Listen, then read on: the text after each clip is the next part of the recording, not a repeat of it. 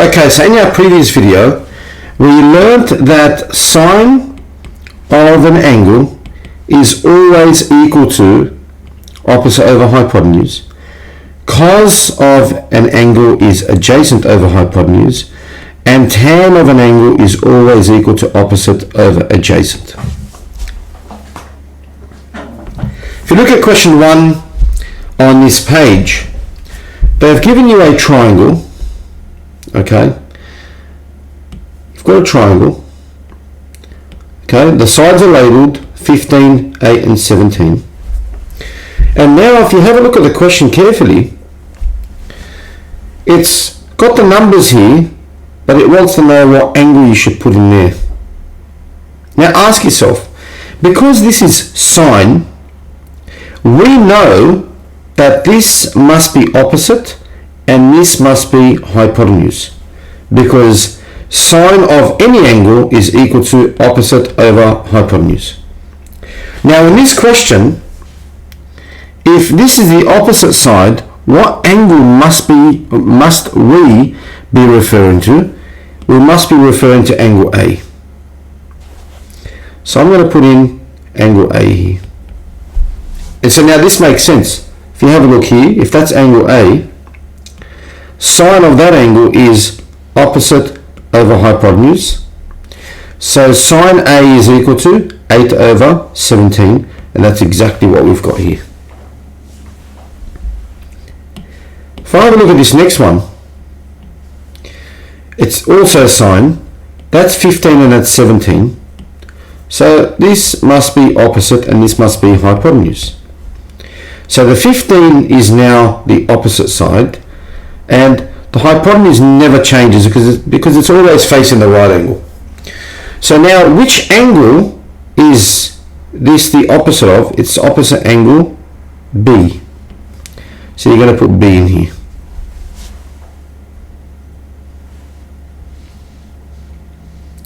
The next question is exactly the same, but it's cos.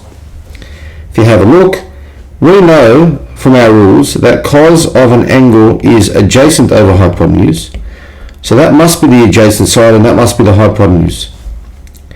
So if 4 is adjacent, call that A, and 5 is the hypotenuse, which angle is 4 adjacent to? Well, it's adjacent to angle B, this angle in here. Remember, this would be opposite the angle B, and this is adjacent. Adjacent means next to.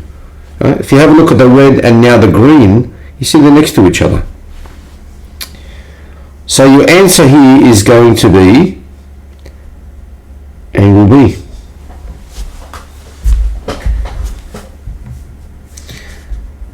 And question 3 is exactly the same. Now everything you've done so far in trig, learning the rules that sine is opposite over hypotenuse, cos of the angle is adjacent over hypotenuse, and tan of the angle is opposite over adjacent. Everything you have done is so you can start answering questions like this, right? We're no longer just giving, we're actually giving numbers now. If you have a look at this question, you've got a question where you've got a 37.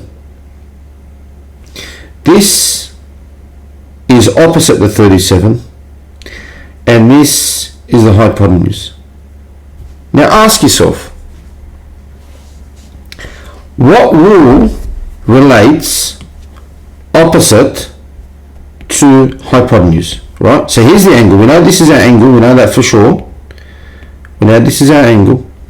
Which rule relates opposite and hypotenuse? Which rule brings those together?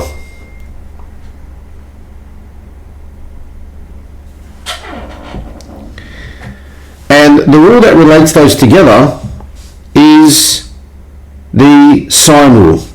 So you're going to write down sine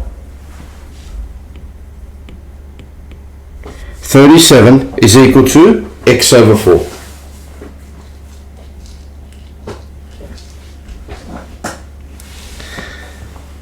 If you you have a look at the next rule,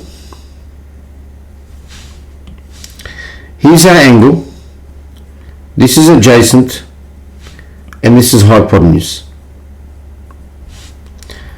Here's our angle, this is adjacent, and this is hypotenuse. That's adjacent and that's hypotenuse. Which rule relates adjacent and hypotenuse? It's the cos rule. So you're going to write down cos. Let's look at our next one. 4D, okay. Here's the angle. This is opposite the angle and this is adjacent to the angle. So that's opposite and that's adjacent. Here's our angle. Which rule relates opposite and adjacent? It's the tan rule.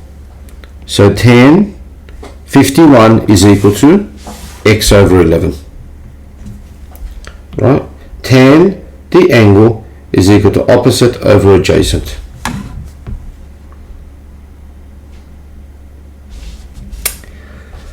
Let's do question 4H. Let's have a look at this one. So you can see in this question that we're referring to the 64 degrees, this angle here. Okay?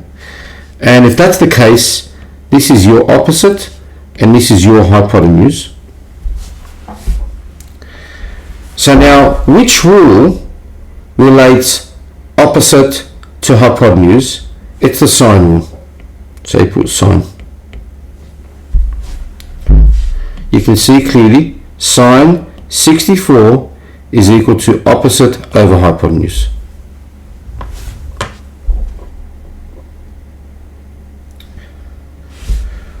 Alright, wonderful. That's section 2 of Trig. For the next section, you're going to need a calculator because we're going to start punching some of these numbers into the calculator. So far, sections 1 and section 2 have taught you the absolute basics. What were they? They were that sine, cos and tan rules, and how to name the sides, and how to sub the sides, and how to blend in the sides and the rules together, how to bring the puzzle together. So next section, we are going to start using a calculator to start applying some of the things that we've learned.